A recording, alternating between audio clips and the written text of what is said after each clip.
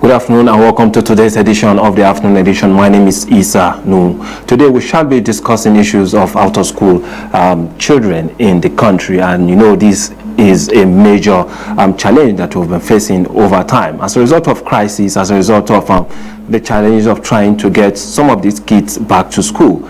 There are several issues that whenever we discuss the issue of out-of-school children, you start wondering, what then lies ahead for Nigeria as a country? Because these children are the future of the nation. So if we don't get them back to school, how will they be able to sit down and map out a way for the success during their time and also beyond? So we look at the future from today. If the children, or if the number of the children is increasing daily, then we are having a major problem. So Nigeria as a nation, brimming with so much potential, yet plagued by this myriad of challenges, faces a looming crisis in the education sector. The issue of out-of-school children, this predicament with far-reaching consequences, threatens to hinder the nation's progress and perpetuate a cycle of poverty and underdevelopment. At present, Nigeria holds the unfortunate distinction of having one of the highest numbers of out-of-school children globally. And this is why many of the CSOs are actually disturbed. I mean, the civil society organizations are actually disturbed, and over time, they try to bring this back on board. Most especially at this particular point when we are discussing the global week for education, and specifically looking at the rate of out-of-school children in the country. So according to UNICEF, over 10 million Nigerian children aged between 5 to 14 are out of school, accounting for approximately about 20% of the world's out-of-school population. And this staggering figure paints a grim picture of the state of education in Africa's most populous nation. And several factors contribute to the prevalence of out-of-school children in Nigeria, with poverty being the chief among them.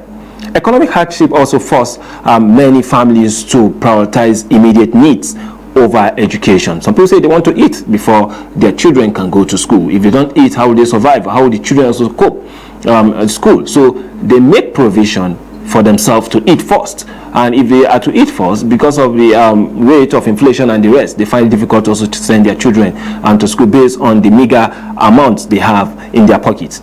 So compelling children to engage in economic activities to support their households is one other aspect. And we're also seeing it here in the city center of Abuja. At night, around 10 p.m., 11 p.m., you see children still on the street trying to make money for themselves, or probably not even for their family. So additionally, cultural norms and traditional beliefs also crept in, sometimes prioritize the education of male children over their female counterparts, so further exacerbating the gender disparities in education. Infrastructure deficiency also play a significant role in perpetuating this crisis, and many rural areas lack adequate school facilities, including classrooms, furniture, and sanitation facilities, making it difficult for children to access quality education. Furthermore, the quality of education in many public schools is subpar, leading to low enrollment and high dropout rates. Ethnic and religious conflict in certain regions of the country pose additional challenges to education. And in areas plagued by violence and instability, schools often become targets, leaving children at the risk of injury or death, and discouraging parents from sending their children to school out of fear for their safety. And if you look at what is happening, most often these days you discover that some of the federal institutions that have been attacked by bandits, the target is not even the male hostel, but the female hostel. And this is very, very disturbing. If we have females in some of these schools being attacked and being kidnapped, it's a very disturbing issue, because the mothers, at the end of it, that they will become will determine how educated, or how we love education in the country. When your mother is educated, definitely she will try her best to make sure that yes, the children are educated. So addressing the issue of out-of-school children in Nigeria requires a multifaceted approach that tackles the root causes of the problem. Economic empowerment initiatives aimed at alleviating poverty can enable families to afford education. But today, we are here with one of the global advocates, and he has been in this field for some time now. Globally, he has spoken so much on the need for us to really put ourselves together as a country to be able to fuel the need for the children to go back to school. And that person is nobody but Mr. Marwan Umar Gwamba, who is a member of the Global Education Advocate and a major citizen when it comes to the issue of making sure that, yes, in our rural areas, we get the best of education. So he'll be joining us just after this break, and when we return, we continue with the conversation. Welcome back from that mild break, and just before the break, I did inform you that we'll be having one of the members of the Global Education Advocates, most especially when it comes to the issue of out-of-school children. We've seen Marwan on several occasions, but in this particular occasion, as at last week, when we had a conversation with him, it was focused on the need to take back the out-of-school children back to school. Marwan, good afternoon, and it's nice having you today on the program. Yeah, it's nice having you. You've been one of the global citizens that has been more outspoken when it comes to the realities of the out-of-school children. Is it that you are that disturbed about the 2030 target of the SDGs?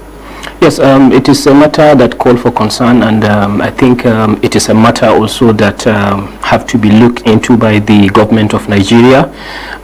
If I can get it right, I think it's good for the government of Nigeria to call an emergency action for, out-of-school children in Nigeria. You have seen the recent statistic from the UNESCO. About 1.8 million children are out of school in Nigeria. This is, I think, more than population of the country, our neighboring countries like Chad, and, two size population of a country, or three or four size of population of a country like Namibia and all of those.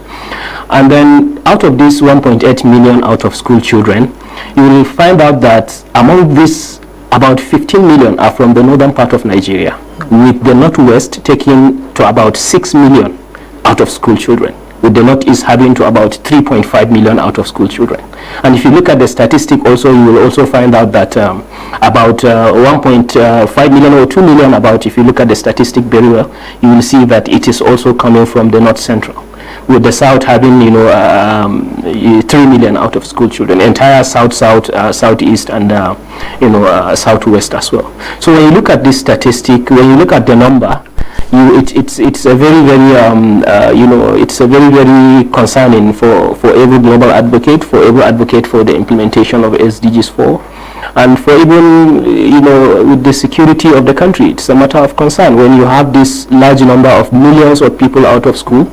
It's call for action. It's a very, very big call for action, and I think it's at this point that the government of Nigeria should reposition themselves in terms of the strategic approach for education. It is a really a serious matter that should not just go lightly, should not go outspoken by any education advocate. Okay, one major cause for this is probably, like you've rightly stated, that for instance, in the northeastern part of the country, they've been having series of issues of insecurity. In the northwest, just about 5-7 years back, we never had so much of that, but now we are now seeing situation of banditry, despite the effort being put by the government. But then, do you think we've gotten to that point where we isolate this issue as a major issue of concern and then withdraw that national interest in it? Yeah, I think the issues you just complain about Boko Haram in the northeast and about banditry in the northwest, I think it is because of long-term negligence of education sector. When I say that, I think about 3 to 4 decades ago. If you look at the current set of leaders that we have now, the governors occupying positions and even some ministers that are above 50 now, they benefited from quality education, which is a public quality education. Because 3 decades ago, there is no issue of privatizations of school. It's not that much in Nigeria. There are very few, private schools in Nigeria. But now when you look at the number of things, it becomes difficult for a common person who is living in the community to enroll his child into the education sector. Now when you look at also the number of the age category of those who cause a lot of issues of insecurity ranging from Boko Haram and the banditry, you will understand that they are people from the age of 18 to 35. At most you can find them is post 40 years. And when you look at their enrollment, when you look at them, some of them have not even go to school because of 1 or 2 issues. 1, because of lack of the confidence in the public school. 2 is because of lack of awareness to even let them know that it is important for them to enroll their child into school. So at the end of the day, you will find out growing up without having a proper care, without having a proper hope, because you are not educated, and then you find out that you will enroll yourself into banditry and all sort of insecurity. So I think it's all this problem you have mentioned is attributed of long-term negligence of the education sector.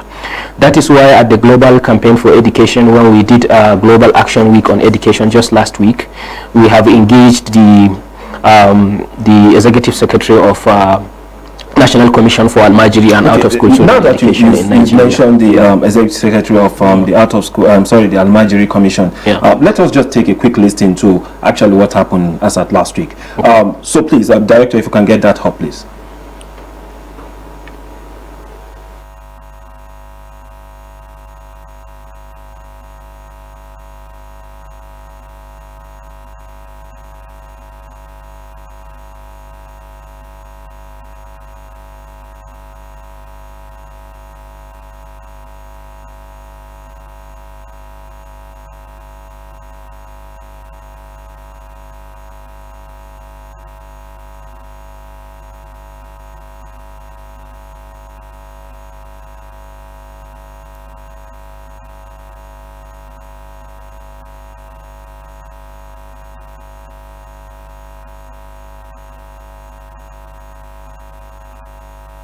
Compromising its educational policies.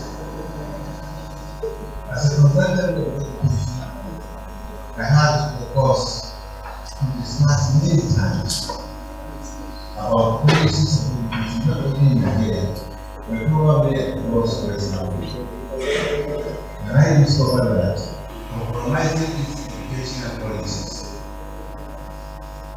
As a consultant of education, I had the course to discuss many times about policies of education, not only in Nigeria, but probably across West Africa. And I discovered that.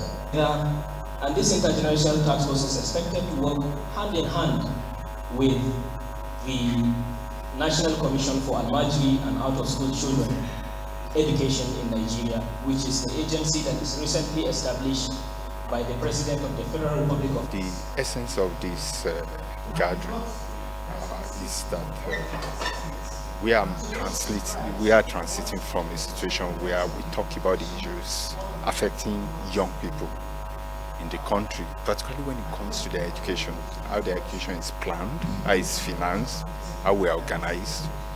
Oftentimes they are spectators in spaces where their own issues are being discussed, and this is one of the things that we are also moving away from. We are starting with this kind of intergenerational dialogue in which they are actually speaking to duty bearers, policymakers, and they are actually putting their own thoughts in the public domain for public discourse.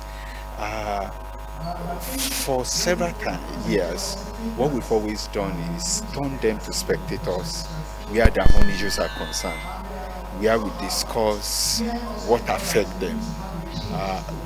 In moving away from that one, we've also commenced the process of also supporting them to make sure that they drive the change they want. They drive the way their issues are organized, and that's the essence of this gathering. Okay, just before we had to listen to that particular clip, this happened last week, and I was very, very happy seeing the Executive Secretary Almajiri Commission there.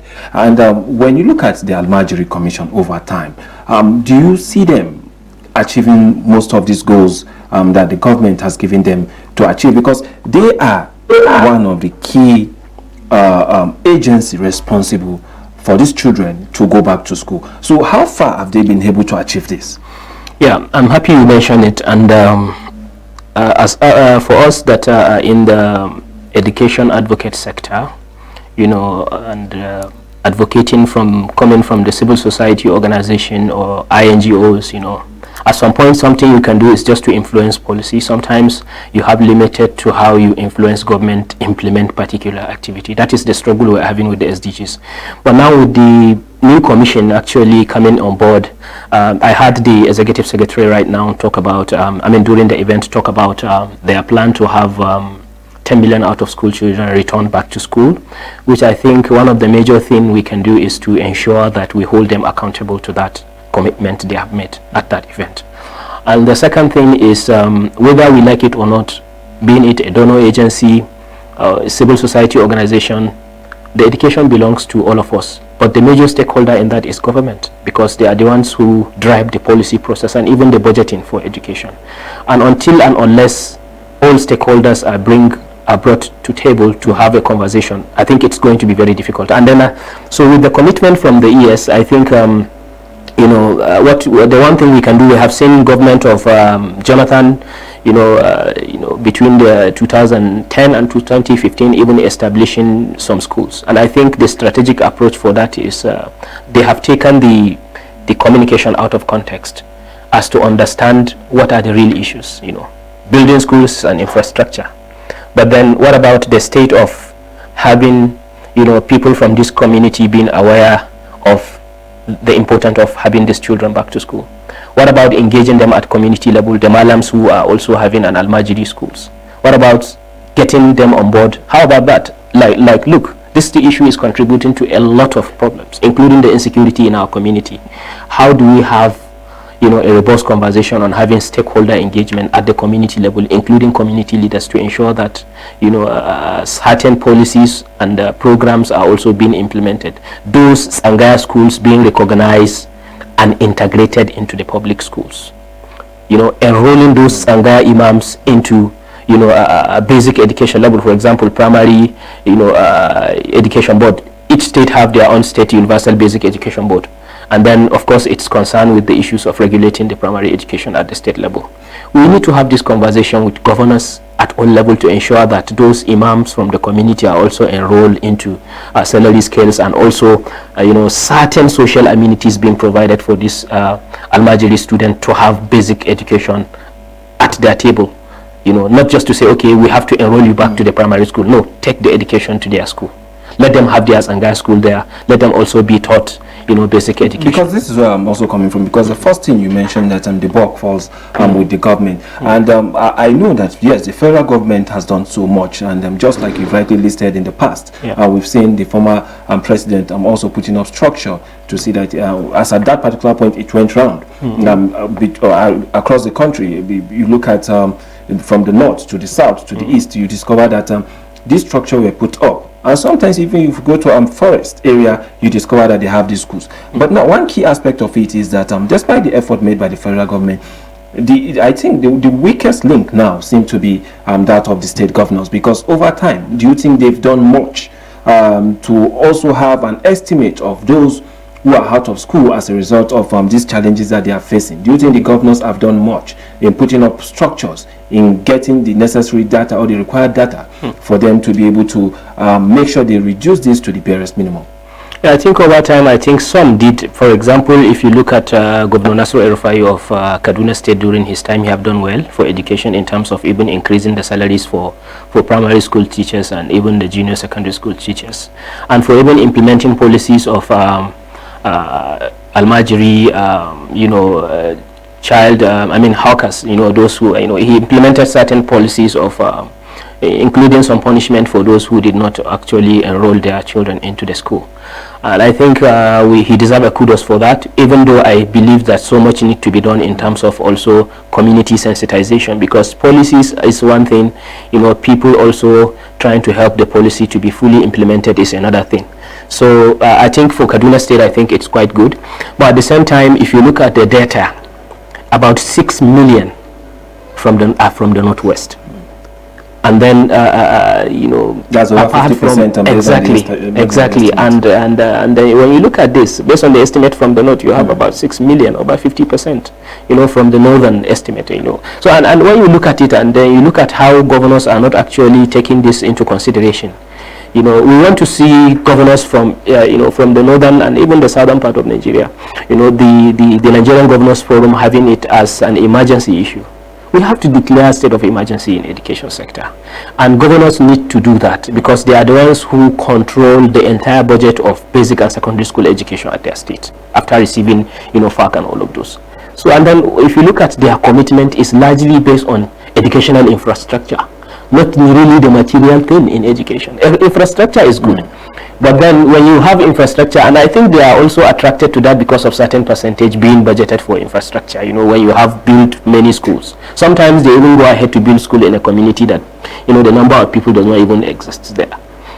Just for them to have that infrastructure being considered. So we need to talk about this. We need to have a holistic conversation.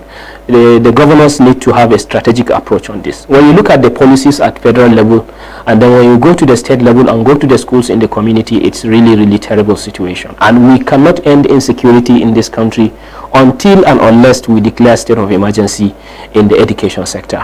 What we will do during this Global Education Week is to establish intergenerational task force. This intergenerational task force will also include even what we are planning to do with the agency and even with the Ministry of Education and with the European Union and UNESCO also, is to have an intergenerational task force that would dedicate in having a policy document. Of course, we keep on having more policy document, but this time is to have a more practicable policy document that will address the out-of-school children in Nigeria based on the recommendations of this enrollment. And the reason why we have both representatives, including the Nigerian Governors Forum, we aim to have their representatives there, is because we want to see the agenda of Nigerian Governors Forum anytime they meet, talking about declaring state of emergency in education based on this document we are planning to have. We want to see a strategic direction, different approach. When the government said we want to have 10 million out-of-school children, the question is how do we do that? And then how we do that is by having this robust conversation with all the stakeholders in education sector in Nigeria to develop a roadmap and implementation strategy, and then to have young people who are mostly affected, children also, adolescents, children who are mostly affected, to have them in this intergenerational task force, in order to hold government accountable and then to sit on the table for intergenerational partnership. It's not about the blame game. Education belongs to all of us. We can't go beyond, we can't go ahead and start blaming government, also not proposing a solution. We have to contribute, we have to help government to achieve that as well. Okay, one key aspect that is very, very critical to this our conversation today is that when you look at the record in the past, you've mentioned the government of Ebele Jonathan putting up infrastructure. During the period of Muhammadu Buhari, the former president, you discovered that there was the issue of the school feeding program. With the school feeding program, I don't know if it is still ongoing. But do you think, as at that particular point where there was a school feeding program, do you think we had enough of these out-of-school children going back to school? Or is there any correlation between that? Yeah, I'm not sure about the data from the government, but one thing we know is the school feeding program also helps because some of these, households in the community are even struggling to feed themselves. Then when you introduce school feeding program, of course you will see a lot of them coming back to school just for the benefit of that. Our poverty level has reached that level, unfortunately. But then that is not enough. School feeding program is one aspect of social investment program in education sector. But education has to do with the entire social amenities in school, and as well as also effective learning materials to deliver quality education. For someone to study from the primary school and graduate, finish primary school and be able to read and write and communicate, in Western education and as well. So for us, we think the social intervention program is one of the key things that should also be included, but that should not be the only solution for the out-of-school children. There should be a strategic, robust approach in community awareness and policy implementation. Community awareness with the people who contribute immensely, and if there is need for domesticating some laws, and punishment for those who neglect their children after giving birth to them, then taking them to Almajiri schools. I think there is need for also these certain laws that prohibit such activity in Nigeria. If there are these laws in some state, because I know that there is this law existing in Kaduna State, we have to encourage other states to have similar, law, and then we also have to do a lot of robust community awareness, and then also there should be some implementation of this policy, of this law, so that other people can learn from that to take responsibility of their children. Okay, you raised the statistics the other time between the age of 18 to 35, actually involving themselves in violence, and this spurs from the fact that even from the age of 3 down to 14 or down to 17, they didn't actually receive this formal education, be it the primary or the secondary school. That's the age range, 5 to 17 or 5 to 16 or whatsoever the case may be. So how do you now see the government putting up the needed infrastructure? Now, this time around, you're not talking just about putting up structure, but the needed infrastructure in the sense that you need these material things to be added to the curriculum in such a way that, yes, when you're going to school, definitely you are going for change. And one key aspect in all this is that when you look at this age range, between 5 to 14 or 5 to 15 or 17, 18, you discover that recently, if you see or hear any case of kidnapping, the ladies or the girls are the major target. And how do you see this affecting us in the long run? Yeah, I mean, the whole situation is really, really complicated at this point because of the negligence that I have said for over 30 years. But at the same time, and I don't see it realistic achieving the SDGs 4 by 2030. Let's just be honest with ourselves. Even if you look at the statistic by the UNESCO and the UN, you will understand that it's really difficult because we have just less than 6 years. Less than 6 years for the target, which is 2030, and the target is to have inclusive quality education for all. And when you look at the statistic in the country, the literacy rate and all of those, it's really difficult to achieve this. And unfortunately, with the issues of insecurity that is currently going on, some certain schools have been shut down. Still, there are certain school children that are also in the captivity with demanding for ransom and all of those. And this does not only limit to basic education alone. There are some university students that, as I speak with you, are still in the captivity.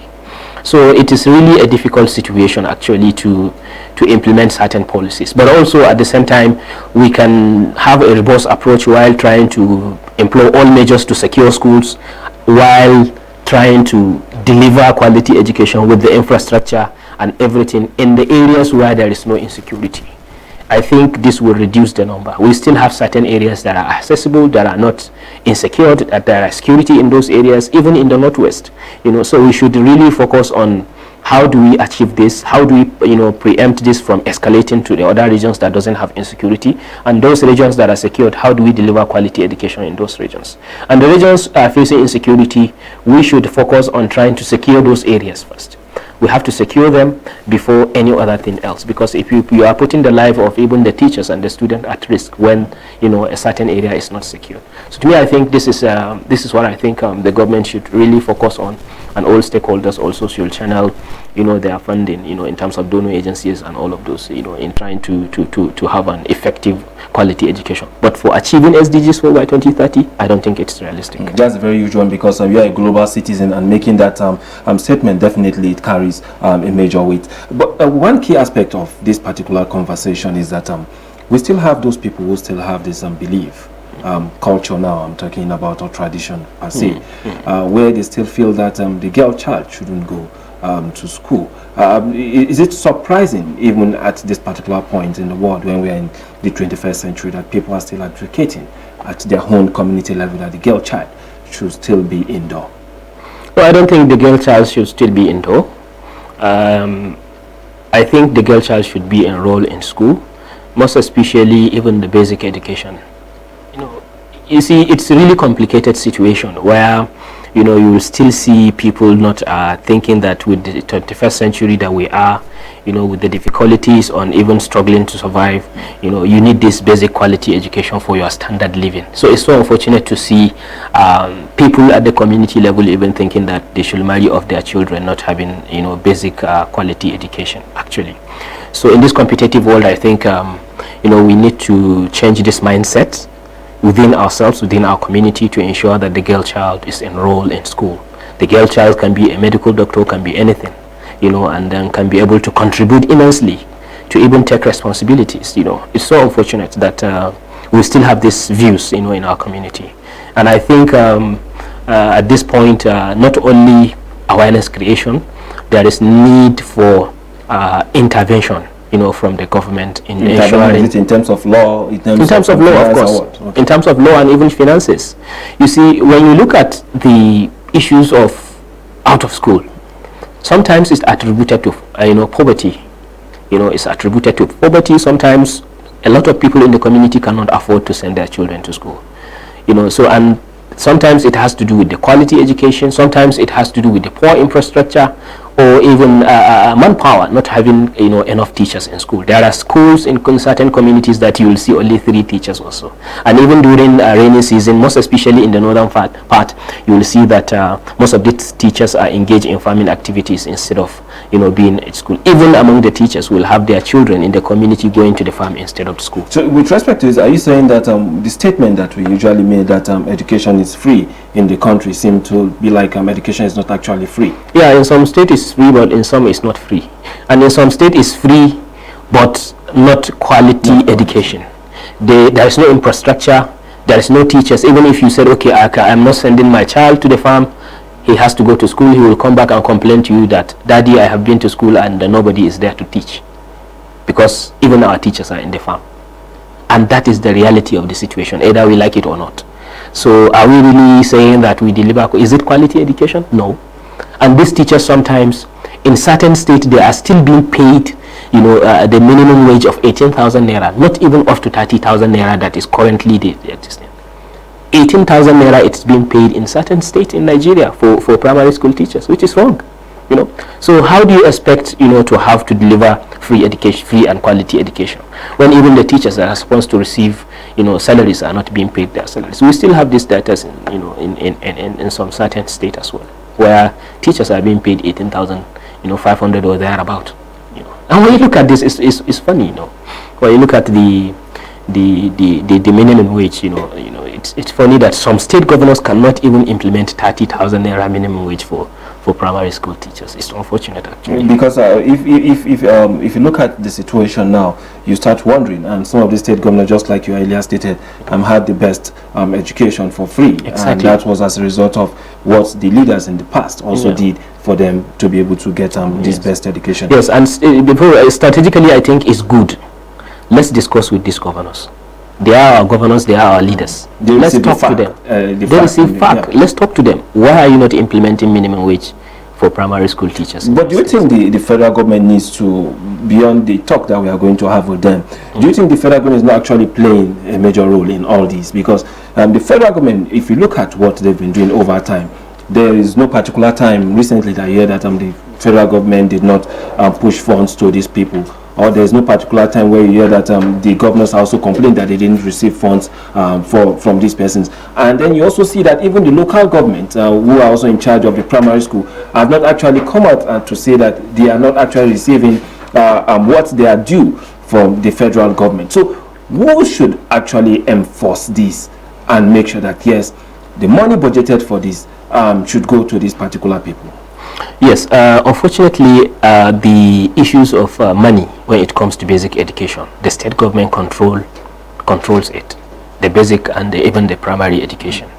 And the state government are autonomous in these funds because the federal government have to release funds for them based on FAC. And then at local government, with the local government autonomy, even though there are some policies, there are some executive orders, but still in the constitution, the autonomy still exists, and then it's failed to pass, the certain level. So I think the federal government, it's time for the federal government to now sit and discuss with the governors. Look, if you are not ready to take care of primary education, at least primary education, let's take the salary off from you and let's share the burden. That will lead to the reduction of your FAC. We can still afford to pay them the minimum wage. We can still fund you to do infrastructures. But as far as salary and other learning materials is concerned, I think it's good for the federal government to take charge of that.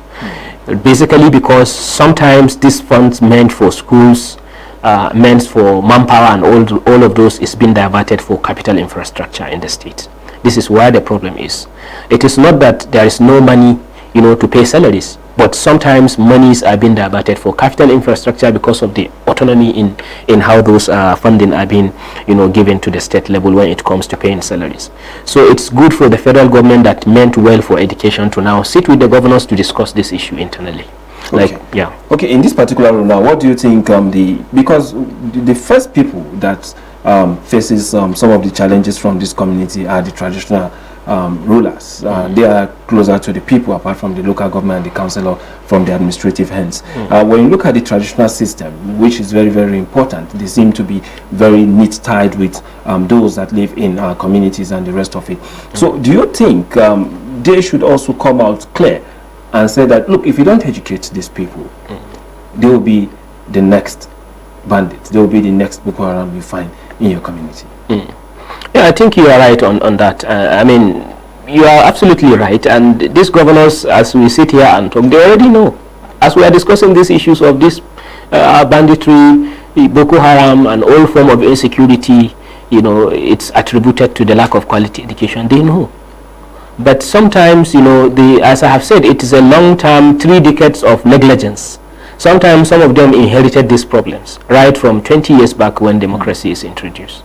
Do you understand what I'm saying? So and then some who inherited this problem fail to do anything. Sometimes they feel like, oh, let's just continue as usual, and the thing keep deteriorating until this level that we are now, where some who even have good intention now become governors, and there is nothing they can do about it. The only thing they can do now is to focus on securing the environment first, before even talking about channeling more resources. If you look at the junk budget being budgeted to just address the insecurity problem in Nigeria in the first decade, and compared to the budget being budgeted, these are the monies that are supposed to be for infrastructure, for other things, and because the foundation has not been laid down. So I think at this point and time is for us to now look at how to address problem. As I have said earlier, we have to talk. The federal government need to come in to do this. Advocacy has been going. The Plan International came to Nigeria in 2014, and Plan International is the strong advocate for quality education. Global Campaign for Education has been established since 1999 with the aim to advocate for delivery of quality education with specific priority to digital education and all aspect of education. So, and if you look at these organizations that came on to influence policies and do all of those, they are doing much. Based on the statistic, they are telling governments in each of the countries where they exist that these are the problems. But long-term negligence is need for call for action, actually. Thank you so much, Marwan Umar Gwamba, for joining us today. Marwan Umar Gwamba is a member of the Global Campaign for Education, and he has been doing this for long with respect to how he can see that, yes, most of these out-of-school children return back to school. And we truly appreciate your effort. We've seen you taking the campaign out of the country, and thank you. And we are very, very appreciative in the sense that despite the work you guys are doing, people are also there trying to give support to some of this community that are ravaged with these particular issues. This is how far we can go today on the afternoon edition, discussing the issue of out-of-school children. Is very, very important at every point in time. Most especially if you travel across the country, you discover that we have so many of them outside on the streets doing nothing from between the age of 5 down to 17, 16. So if they are not educated within this span, definitely what do you expect of them in the later future? My name is Isanu. Have a wonderful day and stay blessed.